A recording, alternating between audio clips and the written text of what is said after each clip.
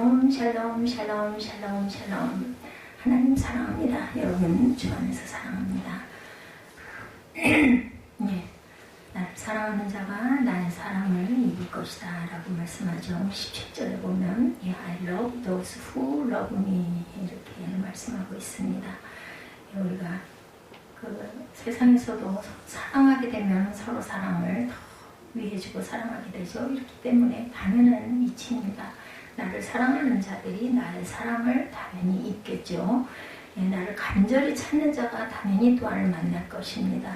부귀가 내게 있고 장관, 재물과 공의도 내게 있다. 우연히 되는 일은 세상에 어떤 거 하나도 없습니다. 오늘 솔로몬은 7장에서 음료와 그녀의 그 유혹을 이겨내는 방법에 대해서 언급했고, 이제는 8장에 이르러서는 으슥한 곳에서 사람을 유혹하여 죽음에 이르게 하는 음료와 대조되는 지혜에 대해서 언급합니다. 지혜는 길가의 높은 곳과 사거리에서 사람들을 초대하며 그들에게 생명과 은총을 약속하죠. 특히 8장은 1장부터 7장에 이르는 지혜에 대한 교훈을 총정리하고 있습니다. 지혜의 초대 본문 1절에서 5절까지입니다. 1절에서 5절에서 지혜는 음료와 대조되는 귀부인으로 표현을 하죠. 지혜가 인격화되어 묘사되는 것은 이미 8장 초반에서부터 나타납니다. 8장 1절에서 5절 봅니다. 지혜가 부르지 아니하느냐, 명철이 소리를 높이지 아니하느냐, 그가 길가의 높은 곳과 뇌거리에 서며 성문교과 문호교와 여러 출입하는 문에서 불러 이르되, 사람들아 내가 너희를 부르며 내가 인자들에게 소리를 높이노라. 어리석은 자들아 너희는 명철할지니라, 미련한 자들아 너희는 마음이 밝을지니라. 너희는 들을지어다. 내가 가장 선한 것을 말하리라. 내 입술을 열어 정직을 내리라. 내 입은 진리를 말하며 내 입술은 악을 미워하느니라. 내 입의 말은 다 의로운즉 그 가운데 고운 것과 패역한 것이 없나니, 이는 다 총명 있는 자가 밝게 하는 바요 지식 얻은 자가 정직하게 여기는 바라. 너희가 은혜를 받지 말고 나의 교훈을 받으며 정금보다 지식을 얻으라. 대저 지혜는 진주보다 나음으로 원하는 모든 것을 이에 비교할 수 없도다. 나 지혜는 명철로 주소를 삼으며 지식과 근신을 찾아온다니, 여호와를 경외하는 것은 악을 미워하는 것이라. 나는 교만과 거만과 악한 행실과 패역한 입을 미워하느니라. 이렇게 단번에 13절까지 끊을 수가 없을 만큼 귀한 말씀들을 계속 말씀하고 있습니다. 지혜자들은 지혜를 생명과 능력을 부여하는 살아있는 존재로 이해를 합니다. 특히 지혜는 여성용으로 사용이 됩니다. 지혜는 음료와는 달리 공식적인 장소에서 당당하게 사람들을 초대하죠. 음료는 어때? 음습하게, 아주 뭐랄까 어둡게 숨어서, 그죠? 음료는 이런 느낌이 나는데, 지혜는 아주 밝고, 그죠? 건강한 느낌이 납니다. 길가의 높은 곳, 사거리, 성문곁, 문호기, 출입하는 여러 문들이 지혜가 사람들을 초대하는 장소다라고 언급합니다. 귀부인인 지혜는 우주적이며 영원한 존재이면서 동시에 길모퉁에서 사람들을 초대할 정도로 현실적이다. 그녀는 특히 지혜가 필요한 어리석은 자와 미련한 자를 향해서 초대의 목소리를 높이죠. 이처럼 음료와 귀부인 지혜는 어리석은 자와 미련한 자의 주의를 얻기 위해 서로 경쟁합니다. 지혜는 적극적으로 소리를 높여 사람들을 부릅니다. 그녀는 사람들이 있는 곳이면 어디나 큰 길이나 산울가에까지도 다닐 각오를 하고 있습니다. 지혜의 인격화에 대해서 잠언 1장 20절에도 지혜가 길거리에서 부르며 광장에서 소리를 높이며 시끄러운 길목에서 소리를 지르며 성문 어귀와 성중에서 그 소리를 바라며 이르되, 너희 어리석은 자들아 어리석음을 좋아하며 거만한 자들은 거만을 기뻐하며 미련한 자들은 지식을 미워하니 어느 때까지 하겠느냐라고 이야기합니다. 어리석은 자들, 거만한 자들, 그리고 미련한 자들이 지식을, 지혜를 가까이 하지 않고 미워한다라고 말하죠. 큰 길과 산울가로 사람을 찾아갑니다. 누가복음 14장 23절에 주인이 종에게 이르되, 길과 산울타리가로 나가서 사람을 강권하여 데려다가 내 집을 채우라. 이렇게 얘기하죠. 잔치집에 자리가 차질 않다 보니까 주인이 종한테 이렇게 감고 해서 내 집을 태우라고 얘기하죠. 지혜의 덕목과 가치에 대해서 아까 우리 읽었죠. 6절에서 11절까지 지혜가 자신을 소개하는 내용을 담고 있죠. 지혜는 자신의 덕목과 가치를 선전합니다. 지혜의 가장 대표적인 덕목은 선과 정직이고 지혜의 가르침은 올바르며 그것의 실체와 일치하고 지혜의 가르침 중에서 악한 것, 패역한 것, 구분 것이 없다. 그녀의 가르침은 모두 의롭고 진실되다. 6절에서 11절에 쭉 나타나죠. 너희는 들을지어다 내가 가장 선한 것을 말하리라. 내 입술을 열어 정직을 내리라. 그래서 여기서 선한 것과 정직한 것, 내 입은 진리를 말하며 내 입술은 악을 미워하며 내 입의 말은 다 의롭고 그 가운데 선과 정직, 의로운 것, 그리고 굽은 것과 패역한 것이 없고 다 총명 있는 자가 밝히 알고 지식 얻는 자가 정직하게 여기는 바니라. 너희가 은을 받지 말고 나의 훈계를 받고 정금보다 지식을, 그러니까 은이나 금을 얻지 말고 훈계와 그 다음에 지식을 얻으라. 그리고 지혜는 진주보다 낫다. 이렇게 보석이 나옵니다. 지혜는 명철로 주소를 삼고 지식과 근신을 찾아 얻는다라고 이렇게 강조하고 있죠.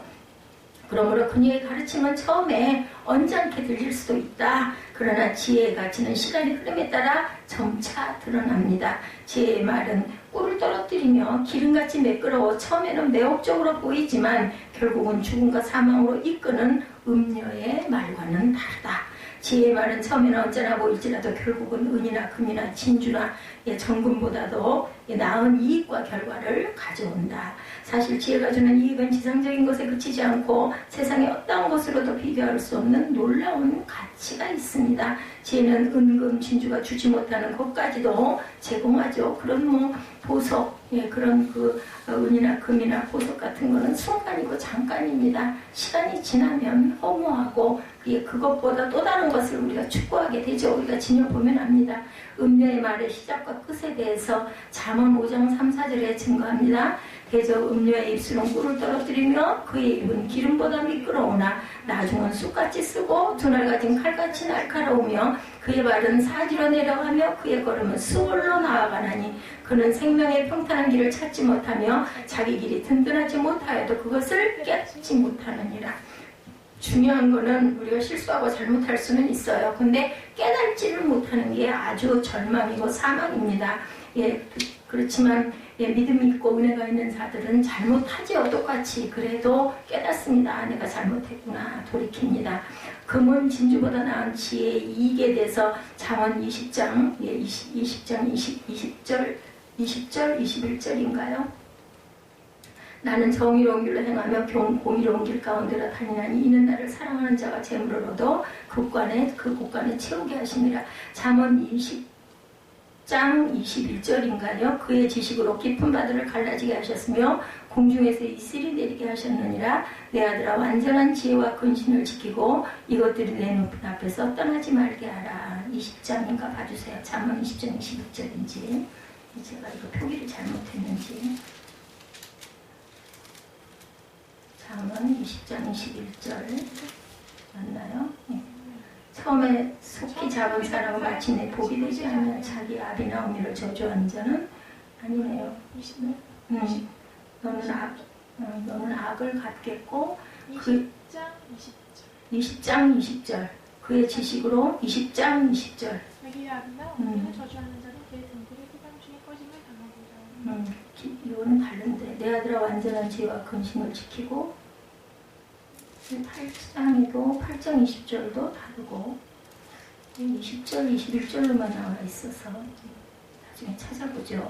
지혜의 대가에 대해서 12절에서 21절까지 앞에서 지혜의 가치는 금은 진주보다 더하다고 얘기했는데 12절에서 21절은 그것이 구체적으로 어떤 것인지를 보여줍니다. 12절에서 21절 나 지혜는 명철로 주소를 삼고 지식과 근신을 찾아온다니 야훼를 경외하는 것은 악을 미워하는 것이라. 나는 교만과 거만과 악한 행실과 패역한 입을 미워하느니라. 내게는 계략과 참 지식이 있으며 나는 명철이라. 내게 능력이 있으므로 나로 말미암아 왕들이 치리하며 방백들이 공의를 세우며 나로 말미암아 재산과 존귀한 자 곧 모든 의로운 재판관들이 다스리느니라. 나를 사랑하는 자들이 나의 사랑을 입으며 나를 간절히 찾는 자가 나를 만날 것이니라.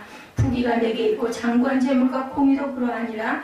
열의 열매는 금이나 정금보다 나으며 내 소득은 수는보다 나으니라. 나는 정의로운 길로 행하며 공의로운 길 가운데 다니나니 이는 나를 사랑하는 자가 재물을 얻어 그 국간에 채우게 하려 함이라 라고 말합니다. 지혜의 대가예요. 나를 사랑하는 자가 재물을 얻어서 그 국간에 채우게 하려고 이렇게 하나님께서 그 모든 것들을 대가를 지불해 주신다라는 거죠. 하나님을 경외하며 악을 우리가 미워해야 된다. 지혜는 그것을 소유한 자에게 명철과 지식과 근신을 주기 때문에 하나님을 경외하며 악을 미워해야 되고, 지혜는 또한 도략과 참지식과 능력이 있어서 왕들과 방백들로 하여금 공의를 세우는 통치를 할 수 있게 해주신다. 지혜롭게 해주죠.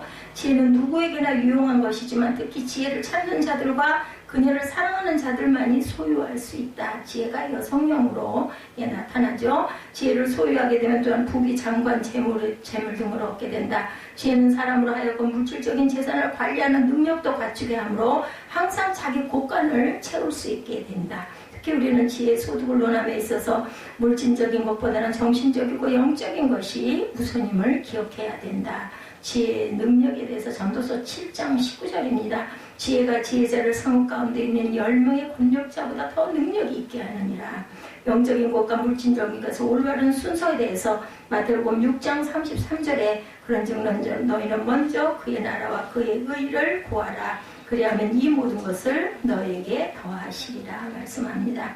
영적인 것과 물질적인 것의 올바른 순서, 그 나라와 의를 구하는 것, 그랬을 때 모든 필요를 우리에게 채워주신다. 지혜의 선제에 대해서 22절에서 31절까지 나타나고 있습니다.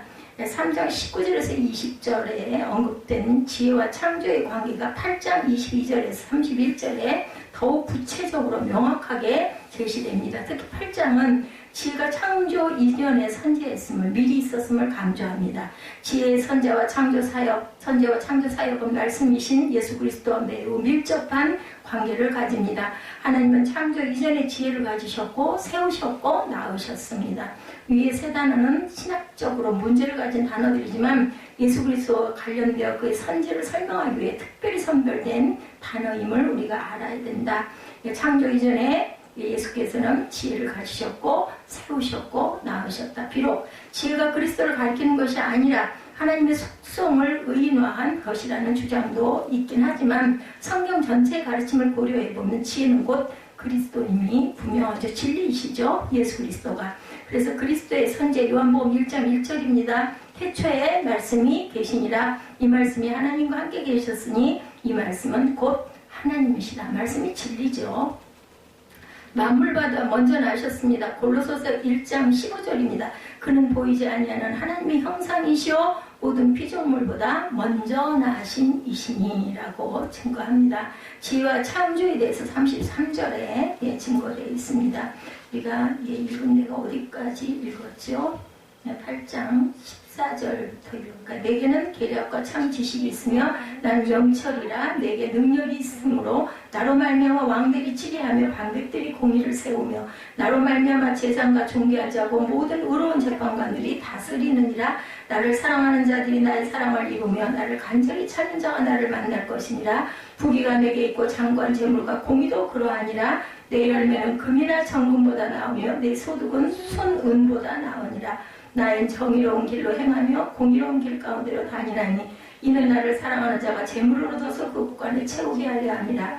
야훼께서 그 조화의 시작 곧 태초에 일하시기 전에 나를 가지셨으므로 만세 전부터 태초부터 땅이 생기기 전부터 내가 세움을 받았나니 아직 바다가 생기지 아니하였고 큰 샘들이 있기 전에 내가 이미 났으며 산이 세워지기 전에 언덕이 생기기 전에 내가 이미 났으니 하나님이 아직 땅도 들도 세상 진토의 근원도 짓지 아니하실 때라. 그가 하늘을 지으시며 궁창을 해면에 두실 때 내가 거기 있었고 그가 위로 구름 하늘을 견고하게 하시며 바다의 샘들을 힘있게 하시며 바다의 한계를 정하여 물이 명령을 거스르지 못하게 하시며 또 땅의 기초를 정하실 때 내가 그 곁에 있어서 창조자가 되어 날마다 그의 기뻐하신 바가 되었으며 항상 그 앞에서 즐거워하였으며 사람이 거처할 땅에서 즐거워하며 인자들을 기뻐하였느니라. 아들들아 이제 내게 들으라. 그 도를 지키는 자가 복이 있느니라. 31절에 사람이 거처할 땅에서 즐거워하며 인자들을 기뻐하였다. 33절에 훈계를 들어서 지혜를 얻으라. 그것을 버리지 말라. 누구든지 내게 들으며 날마다 내 문 곁에서 기다리며 문설주 옆에서 기다리는 자는 복이 있나니 대전하를 얻는 자는 생명을 얻고 여호와께 은총을 얻을 것임이라. 그러나 나를 잃는 자는 자기의 영혼을 해하는 자라. 나를 미워하는 자는 사망을 사랑하느니라. 지혜를 사랑하는 말씀을 이렇게 하고 있죠. 지혜 창조에 대해서 33절에 훈계를 들어서 지혜를 얻고 그것을 버리지 말라. 그래서 지혜는 창조 이전에 하나님과 함께 계셨을 뿐 아니라 하나님의 창조 사역에 매우 중요한 역할을 감당했다. 지혜는 하나님의 세상을 만드실 때 함께 창조자로 세상을 만들었다. 예, 명공인 지혜는 마치 푸사렐이나 오홀리압이 하나님의 명을 받아 성막을 짓듯이 하나님의 계획과 명에 따라 세상을 지었다라는 거죠. 지혜는 이러한 사역을 통해서 하나님과 사람들의 즐거움이 되셨고 이것은 지혜가 그 아버지의 발 앞에서 뛰놀므로 아버지 하나님의 기쁨의 대상이 되었고 자신의 손으로 만든 세상과 인간들을 보므로 스스로 기뻐하였음을 묘사합니다. 또한 이것은 지혜의 놀라운 능력을 시사하죠. 부사엘과 오홀리압의 사역이라는 것이 출애굽기 35장 31절에 증거합니다.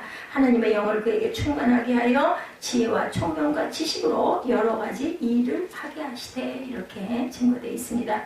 하나님의 창조 사역에 대해서 요한복음 1장 3절이죠. 만물이 그로 말미암아 지은 바 되었으니 지은 것이 하나도 그가 없이는 된 것이 없느니라. 제가 오늘 요한복음 1장 1절부터 18절까지 아까 오늘 사순절 말씀이어서 읽었습니다. 3월 6일이죠. 요한복음 1장 1절부터 18절 태초에 말씀이 계신다. 근데 오늘 마침 이 말씀하고 함께 맞닥뜨려지네요.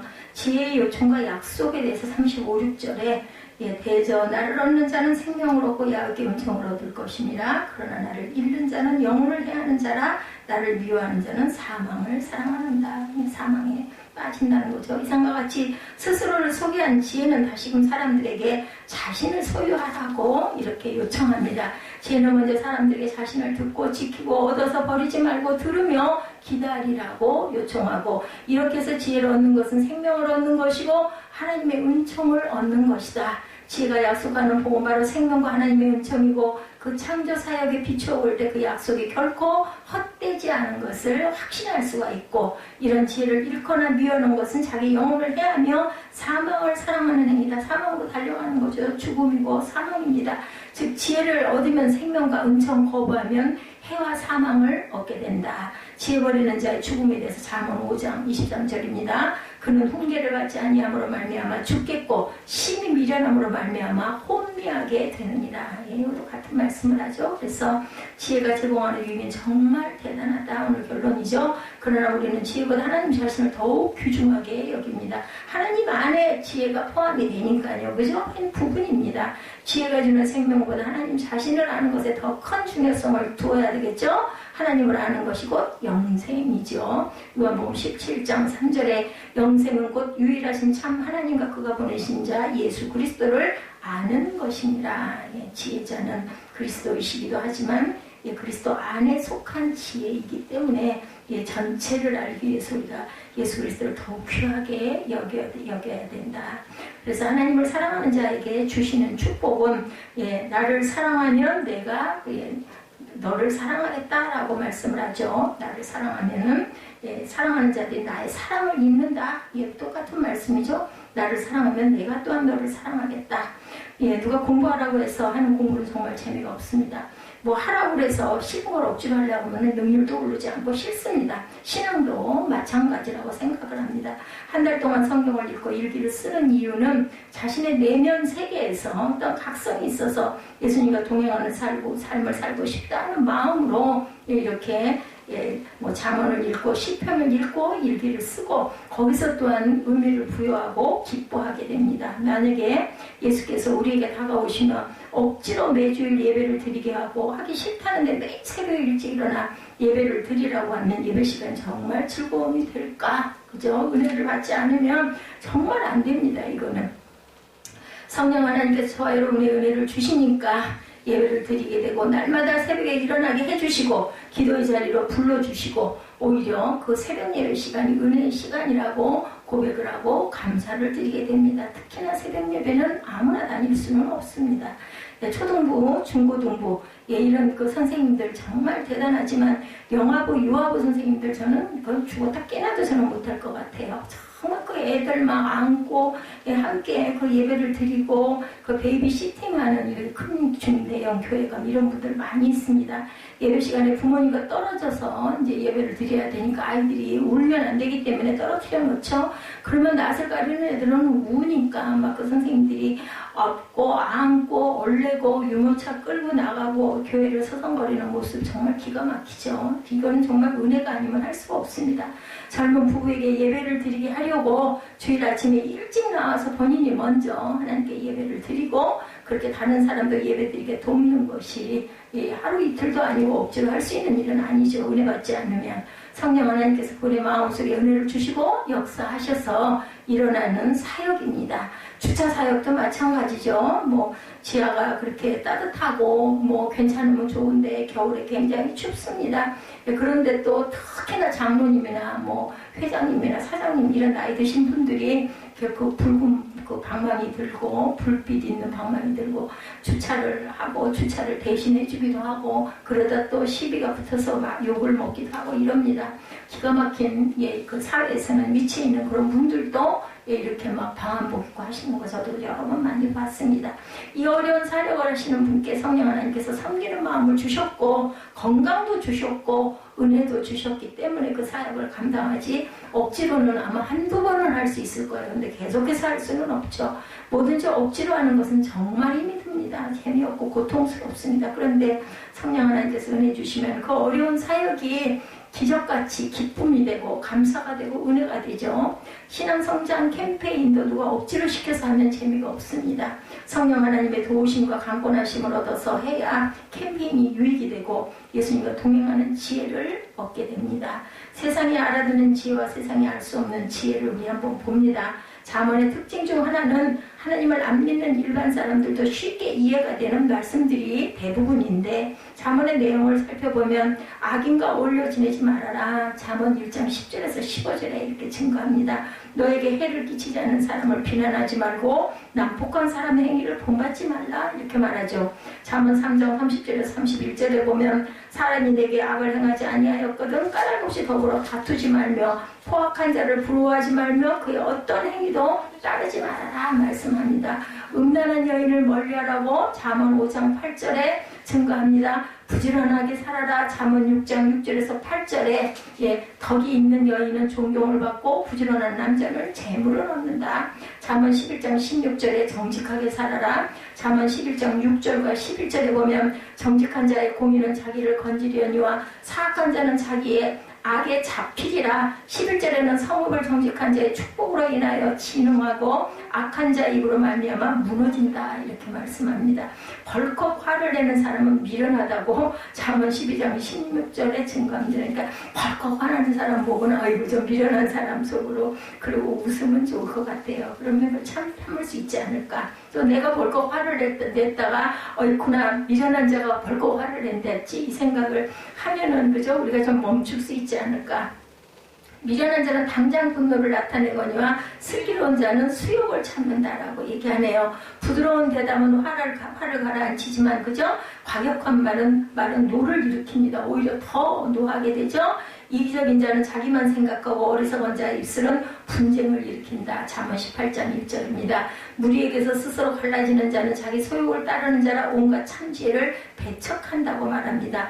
미련한 자의 입술은 다툼을 일으키고 그의 입은 매를 자청한다. 이렇게도 얘기합니다. 잠언 18장 6절에 이런 하나님의 지혜는 세상도 알아듣는 지혜죠. 듣다 보면은 그 수긍이가 맞아 그렇지. 아이고 나도 그런가?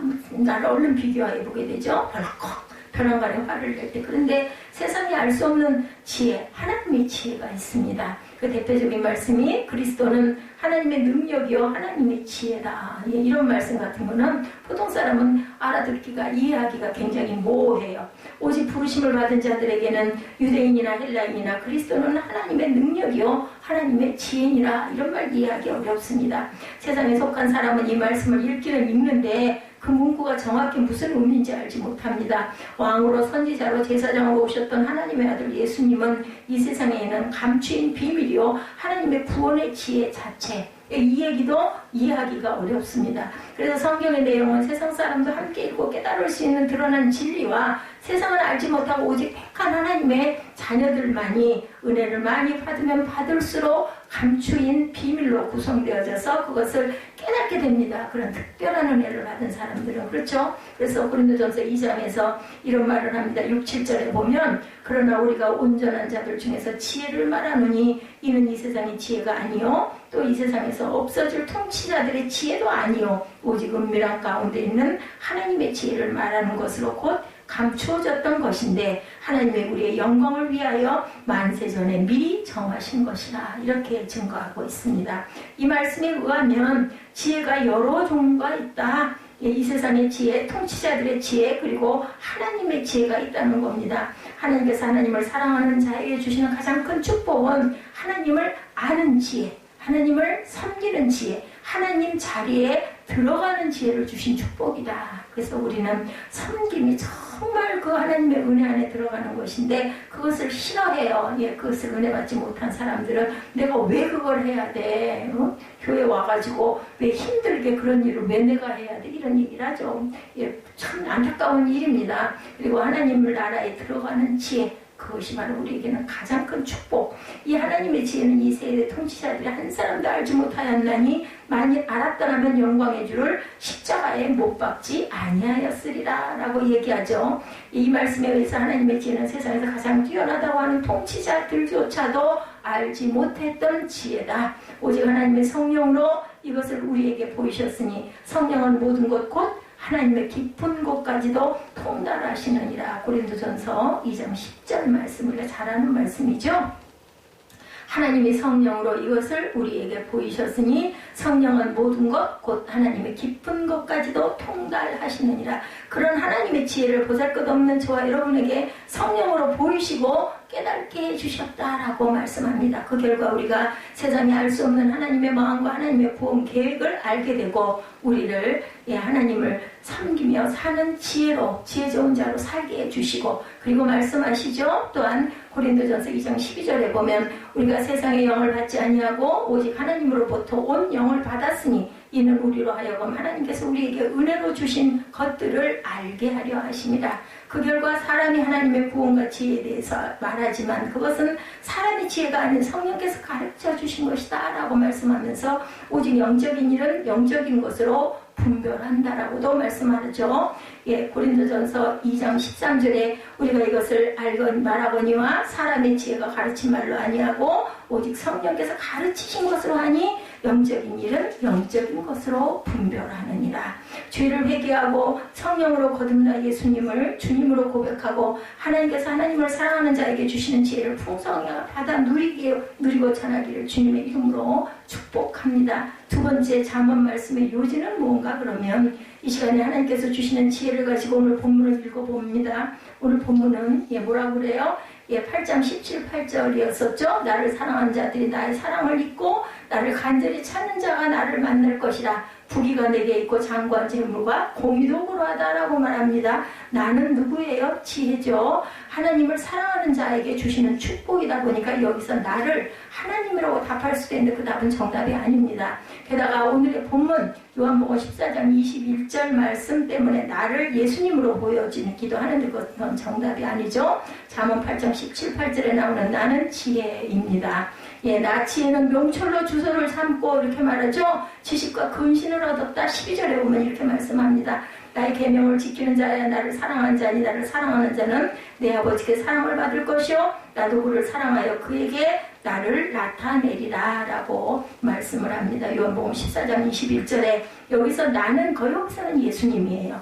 나를 사랑하는 자들이 나를 사랑을 입으며 나를 간절히 찾는 자가 나를 만날 것이니라. 부귀가 내게 있고 장관 재물과 공의도 그러하니라. 여기서 나는 또한 지혜입니다. 그렇다면 오늘 본문에 나라는 단어 대신에 지혜를 넣어서 문맥을 쉽게 이해하도록 각색한 말씀을 함께 읽어봅니다. 지혜를 사랑하는 자들이 지혜가 주는 사랑을 덧입으며 지혜를 간절히 찾는 자가 지혜를 만날 것이라. 부귀가 지혜에게 있고 장관 재물과 공의도 그러하니라 말씀이 되죠. 일반적인 하나님의 뜻은 하나님의 자녀들이 죽어서 하나님 나라에서 상급받는 것은 물론 이 땅에서 의미 있는 삶, 기여하는 삶, 잘되고 강건하게 사는 삶을 사는 것. 그렇죠?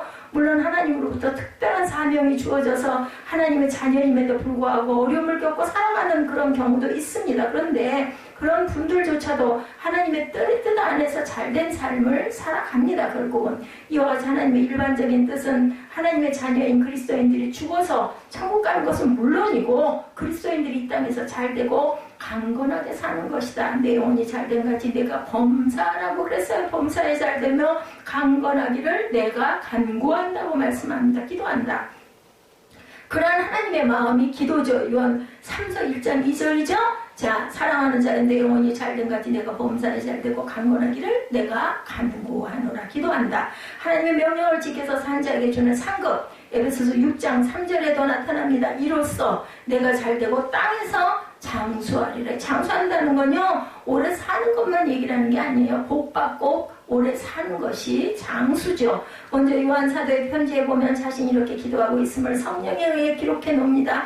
다 같이 읽어봅니다. 사랑하는 자여, 요한 3서 1장 2절이죠. 사랑하는 자여 내 영혼이 잘된 같이 내가 범사에 잘되고 강건하기를 내가 간구하노라. 제가 굉장히 은혜를 받았던 말씀이에요. 이것만 잘되면 정말 걱정 근심할 일이 없죠. 예수께서 사랑하시던 요한 사도 같은 영적인 분도 친구에게 편지하면서 내가 당신을 위하여 기도할 때 당신이 죽어서 천국 가는 것을 위해서 기도하는데 그렇게 쓰지 않고 당신의 영혼이 잘된 같이 이 땅에서 당신이 강건하고 범사에 잘되는 삶을 살기를 위해서 기도한다 이렇게 썼어요. 잠언서의 첫 장에서도 마지막 장까지 한 번에 읽어보면 보이는 것이 인간의 어리석음과 하나님의 지혜가 무엇인지 이것을 구분하여 놓고 있습니다. 하나님께서 하나님을 사랑하는 자에게 주시는 큰 복 중에 하나는 나의 어리석음을 깨닫게 해주시는 것인 동시에 하나님의 마음을 깨닫게 해주시는 지혜를 주신다라는 것이죠. 그래서 악인과 어울려 지내지 말라고 잠언 1장 10절에서 15절에 말씀합니다. 그 이유는 저와 여러분이 악인에게 악한 영향을 받게 되기 때문에 봅니다. 우리 잠언 1장 10절 봅니다. 내 아들아 악한 자가 너를 꿰지라도 따르지 말라. 그들이 내게 말하기를 우리와 함께 가자. 우리가 가만히 엎드렸다가 사람의 피를 흘리자. 죄 없는 자를 까닭없이 숨어 기다리다가 스물같이 그들을 산채로 삼키며 무덤에 내려가는 자들같이 통으로 삼키자. 우리가 온갖 보화를 얻으며 빼앗은 것으로 우리 집을 채우리니 너는 우리와 함께 제비를 뽑고 우리가 함께 전대 하나만 두자 할지라도 내 아들아 그들과 함께 길에 다니지 말라. 내 발을 금하여 그 길을 밟지 말라. 이렇게 말씀하죠. 청소년의 자녀들이 술, 담배하고 품행이 나쁜 친구를 삼키면 부모로서 걱정을 하듯이 하나님이 우리를 보실 때 악인과 어울리면 하나님께서 기뻐하지 않는다라는 겁니다. 우리가 악인과 어울려 지내게 되면 우리 인생이 하나님께서 주시려는 복에서 멀어지게 되죠. 당연히. 그리고 하나님께서 안타깝게 그것을 보고 여기신다라고 기록되어 있습니다. 음란한 여인을 멀리하라고 그러죠. 잠언 5장 8절입니다. 잠언 7장 24절에도 그러한 여인에게 다가가는 것은 무덤을 내려가는 것이고 결국 사망의 방에 이르게 한다라고 강력하게 말리고 있습니다. 오늘 8장이니까 7장이니까 앞이죠. 7장 24절 볼까요? 24절 이제 아들들아 내 말을 두고 내 입에 말을 주어라. 내 마음이 음녀의 길로 치우치지 말며 그 길에 미혹되지 말라. 그가 많은 사람을 상하여 엎드러지게 하였나니 그에게 죽은 자가 허다하니라.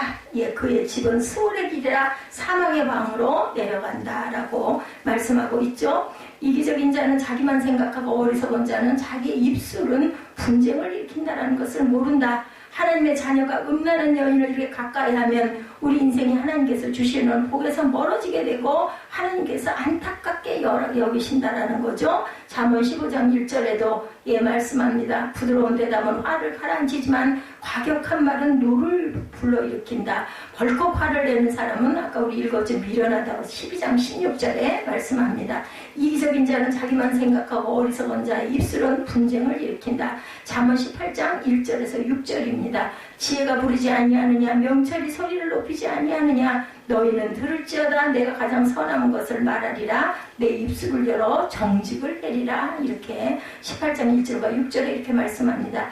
야고보서 3장도 보면 영적으로 성숙한 사람은 자기 말을 제어하는 자다 이렇게 가르쳐 줍니다. 결국 하나님의 자녀가 어떤 말을 하며 살 것인가에 대해서 깨닫지 아니하면 우리 인생이 하나님께서 주시려는 복에서 멀어지게 된다는 거죠. 근데 우리가 잠언을 돌아보면 언어를 다스리고 노를 가라앉히게 됩니다. 잠언을 읽다 보면 아이쿠나 나도 그런데 이런 생각이 들죠. 결국 잠언은 예수님과 동행하며 경험되는 은혜를 담는 그릇인 셈이다.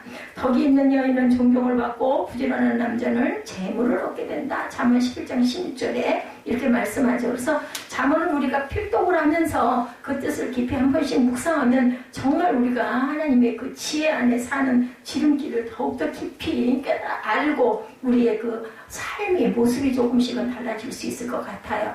마음의 여유가 덕을 불러오고 부지런함은 육체의 건강에서 나오죠. 제가 몸이 약하니까 부지런하지를 못해요. 할 때는 막 급하게 더 급하게 하게 되고 그러고 나면 얼른 누워야지 막 이런 생각만 나니까 더 열심히 일을 할 수가 없습니다. 많은 양의 것들을 하지를 못합니다. 우리 마음이 힘들면 우리 언어와 태도에서 덕이 사라지고 그죠? 몸이 피곤하면 아무리 마음이 부지런해도 몸이 이렇게 못 따라갑니다. 우리의 마음을 수련하지 않고 건강을 돌보지 않고 살면 결국 우리 인생이 하나님께서 주시는 복에서 자꾸 멀어지게 되는 것을 하나님께서는 안타깝게 여기셔서 잠언을 솔로몬을 통해서 기록하게 하신 거죠. 결국 잠언의 말씀 하나하나는 우리를 위한 것이다라는 겁니다. 하나님께서 성령으로 거듭난 하나님의 어린 자녀들을 죄악 세상에 내놓고 우리로 하여금 죄를 이기며 살라고 주시는 사랑의 경고라는 것을 우리가 알아야 되겠고 그런 하나님의 사랑을 깨달아 하루하루를 살면서 이럴 때 제가 어떻게 반응해야 하나요? 주님하고 우리가 기도해야 되겠죠. 하늘의 지혜를 구하고 살면 하나님께서 주시려는 영원한 생명은 물론 재물과 명예와 성공과 장수가 따라온다고 격려하는 것이 바로 오늘 말씀의 요지입니다. 세 번째, 개인을 넘어서서 지역사회와 나라의 필요를 보는 지혜를 받게 됩니다.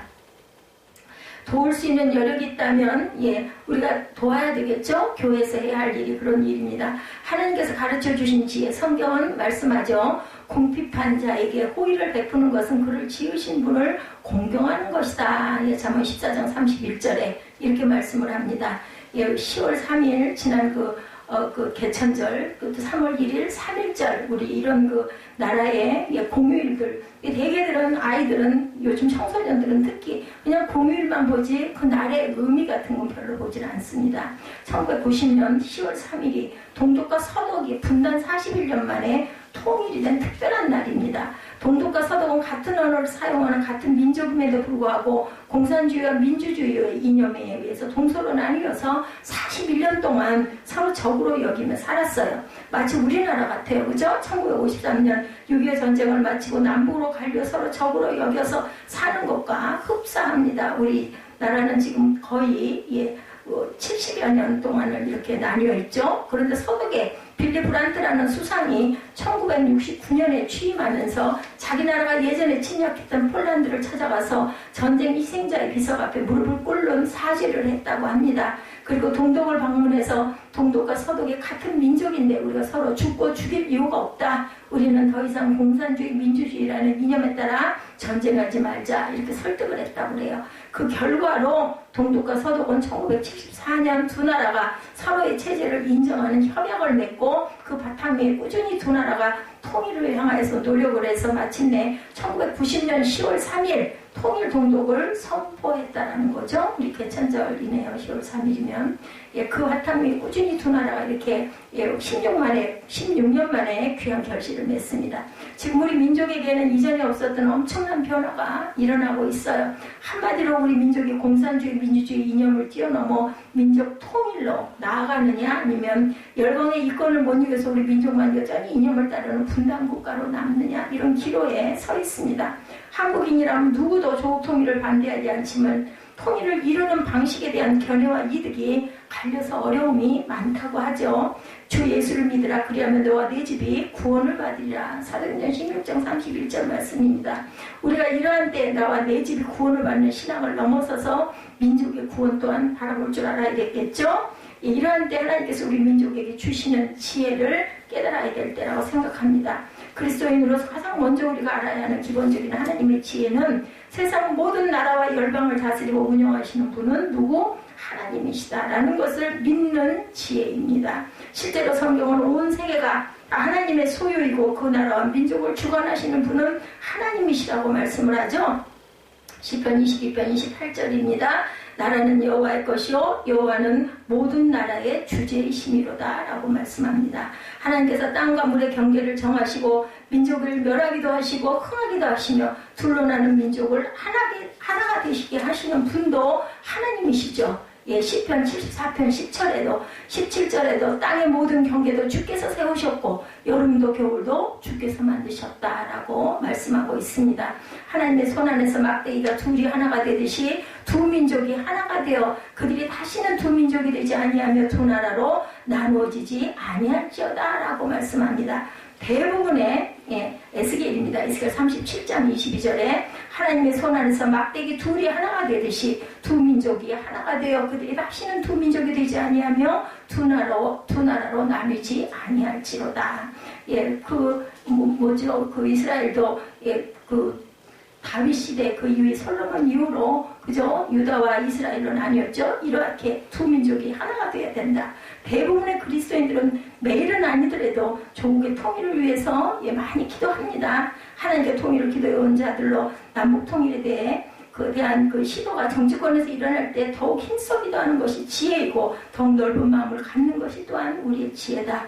동독과 서독은 통일 준비를 할 때마다 여러 가지 난관이 많았음에도 불구하고 동독과 서독이 서로 협약해서 그 난관을 넘었습니다. 그 결과 민족의 통일을 이룬 것처럼 우리 역시 남과 북이 통일을 이루기까지 많은 난관의 터널들을 넘어야 할 겁니다. 그리고 서로 협력하여 극복하는 민족적 지혜를 달라고 우리가 기도해야 되겠죠. 개인의 무슨 유익이나 이익이나 이런 걸 구하지 말고 일단은 하나가 돼야 되지 않겠나. 그리고 더 나아가 통일 조국 이후에 재건될 북녘 땅의 순결한 하나님의 교회를 일으킬 일꾼을 달라고 교회가 세워지게 해달라고 기도해야 할 줄로 믿습니다. 조국이 분단되기 전에 있었던 약 3,000 교회를 회복시키기 위해서 이 시대의 우상에게 절하지 않는 그리스도의 군사 7,000명을 준시켜 주십사. 남은 자 7,000이죠.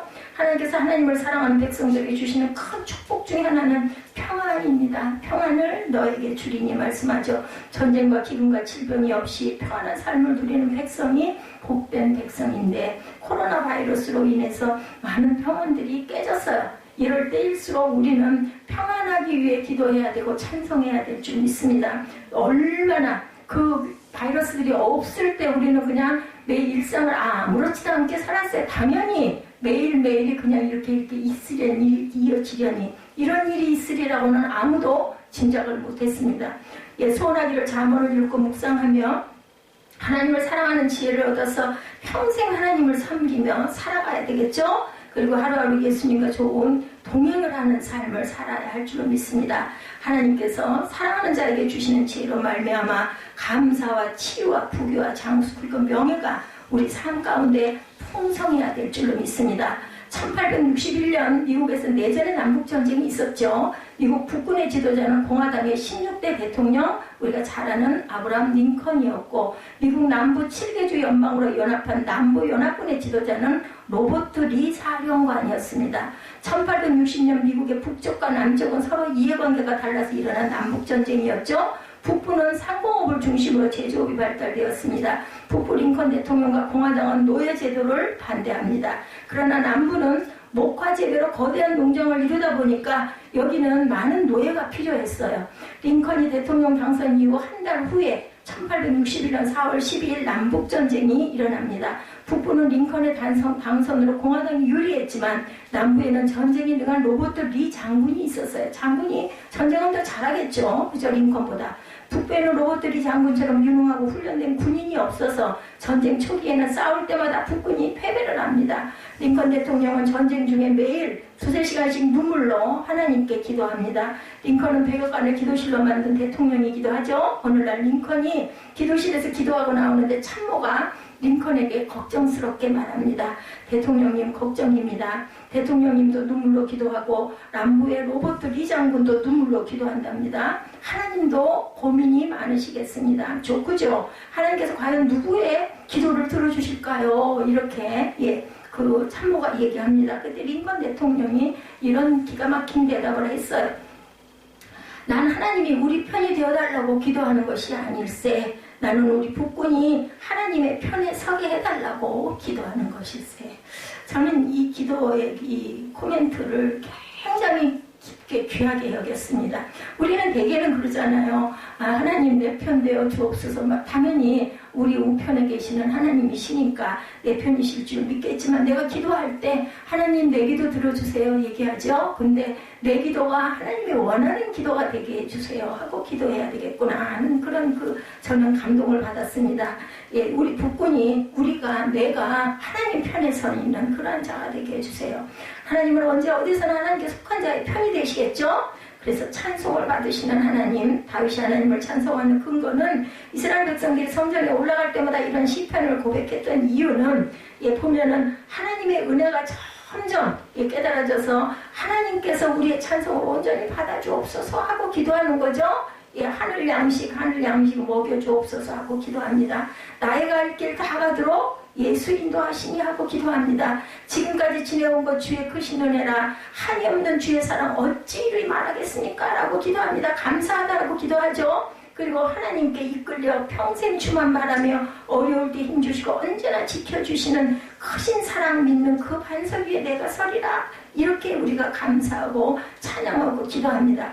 이렇게 어려운 코로나 바이러스가 있든지 말든지 하나님의 크신 은혜로 내가 지금까지 이런 걸 모르고 편안하게 살았는데 이것도 깨닫게 해주시니 감사합니다 하고 우리가 기도해야 될 줄로 믿습니다. 도움이 되시는 하나님, 우리가 믿음으로 사랑하는데 주 하나님 아버지 내게 전혀 도움이 되시는 존재가 아니신 것은 아니었는지 다윗이 시편 114편 8절에 우리의 도움은 천지를 지으신 야훼 이름에 있도다 하는 고백, 그것이 나와 상관이 없는 고백은 아니었는지 우리가 한번 되물어봅니다. 이 세상에 7, 80년을 살아가는 사람의 몸 안에 우리 이제 8, 90년도 살아가지만 물론 저는 깜짝 놀랐어요. 혈관의 길이가 12만 킬로미터라고 해요. 동맥, 정맥, 모세혈관의 길이를 합친 것이 지구의 둘레가 4만 8킬로미터라고 하니까 지구의 세 바퀴를 도는 길이에요. 우리 인간 몸속에 있는 모든 그 혈관의 길이가. 그 혈관 구석구석에 피를 공급하는 데 걸리는 시간은 46초 전후라고 합니다. 눈을 한번 깜빡하는데 40분의 1초 정도가 걸린다고 그래요. 눈의 근육은 하루에 10만 번 이상을 움직입니다. 인체의 구조가 굉장히 신비하죠. 갓난아이가 태어나면 몸의 뼈가 305개인데 자라나면서 이 뼈와 저 뼈가 서로 상합해서 하나로 붙게 되는데 어른이 되면 206개의 뽀뼈로 몸을 지탱하며 살아가게 이어진다고 그래요. 자동차를 만드는 데는 13,000개의 부품이 필요하고 비행기를 만드는 데는 3만 개의 부품이 필요하고 우주선을 만드는 데는 500만 개의 부품이 필요하다고 합니다. 그런데 사람의 몸에는 100조 개의 세포 조직이 있다고 합니다. 25조 개의 적혈구, 250억 개의 백혈구가 있고 신장은 1분에 4.7리터의 피를 펌프질을 하고 혀에는 9,000개 이상의 미각세포가 있고 재채기 하는 속도는 시속 160km라고 합니다. 사람의 폐에는 폐포라는 공기주머니가 300만 개나 있다고 합니다. 사람의 뇌의 무게는 몸무게의 2% 정도인데 산소 소비량이 20%가 뇌에 쓰인다고 합니다. 음식을 먹으면 영양분의 20%를 뇌가 사용하고 그 피가 15%를 뇌가 사용한다. 그래서 우리가 졸려워요. 이렇게 신묘막측하게 만들어진 인간의 몸과 마음과 영혼을 여호와께서 돌봐주시고 지켜주시지 않고 도와주시지 않는다면 우리가 어떻게 살아갈 수가 있겠는가? 저는 이 말씀들을 정리를 하면서 정말 기적적으로 내가 이렇게 지금까지 살아왔구나. 저는 너무너무 감사했어요. 뭐 허리가 어떻든 말든 이렇게 많은 이 기관들이 하루도 쉬지 않고 그죠? 우리 심장에서 펌프질을 해가며 혈관이 피를 돌며 그죠? 우리 뇌를 움직이게 하며 이 모든 것들 우리 눈을 주장하며 이게 하나님의 은혜가 아니면 우리가 누가 알겠는가? 아무리 어떤 것이 약하다고 해서 그걸 가지고 애를 쓰고 고치려고 해본들 하나님이 함께하지 않으면 우리는 아무것도 할 수 없다. 하나님의 도우심이 아니었다면 어떡한 노아가 방주를 건축할 수 있겠으며 하나님이 도와주시지 않았다면 어떡한 노아 홍수시대 이후에 인간이 이 땅에 다시 살아서 살 수가 있었는가? 하나님의 도우심이 아니라면 어떻게 나이 100세의 아브라함이 나이 90세의 사라를 통해서 이삭을 낳을 수 있을까? 성경의 역사니까. 하나님의 도우심이 아니면 어떻게 히브리노의 청년 요셉이 애굽의 총리가 되었으며 하나님의 도우심이 아니면 모세가 이스라엘 백성들을 광야로 어떻게 출애굽을 시키는데 앞장을 쓰고 40년 동안을 광야에서 만나와 메추라기로 먹이고 입히시고 구름기둥과 불기둥으로 인도하시고 요단강을 육지처럼 건너게 하시고 난공불락 여리고성을 말씀에 순종함으로 무너지는 기적을 목격할 수 있게 했겠는가? 하나님의 도우심이 아니라면 어떻게 다윗이 물맷돌을 한 개로 불에서서 골리앗을 대적하고 이길 수가 있겠는가? 하나님의 도우심이 아니라면 갈멜산에 엘리야가 펼쳐놓은 재물이 불을 내려 태울 수가 있었겠는가? 하나님의 도우심이 아니라면 어떻게 다니엘이 사자굴 해서 살아나왔겠는가? 하나님의 도우심이 아니라면 어떻게 사드락과 메삭과 아벳느고가 풀무불 속에서 살아나올 수 있겠는가? 정말 우리가 성경에 보면 이런 기가 막힌 기적들이 너무나 많아요. 그 기적은 그 사람들만의 것이었을까? 아니죠. 우리도 하나님의 도우심이 있었기 때문에 오늘까지 지금까지 이 순간까지 이렇게 살 수가 있습니다. 하나님의 도우심이 아니라면 우리가 하나님의 자녀가 되고 죄사함을 받고 영생한 축복을 어떻게 누릴 수가 있겠고 하나님의 도우심이 아니었다면 제가 어떻게 이 자리에서 이렇게 귀한 은혜의 말씀을 증거하고 전할 수 있는 목사가 될 수가 있겠으며 대단하든 안 하든 누가 알아주든 알아주지 않든 하나님의 도우심이 아니라면 어떻게 죽임당한 예수가 부활하고 승천하고 다시 오실 약속을 우리에게 알려주실 수가 있겠으며 우주 만물을 삼라만상을 창조하고 다스리고 운영하시는 손길이 정말 우연히 생겨나고 우연히 돌아가는 것일까?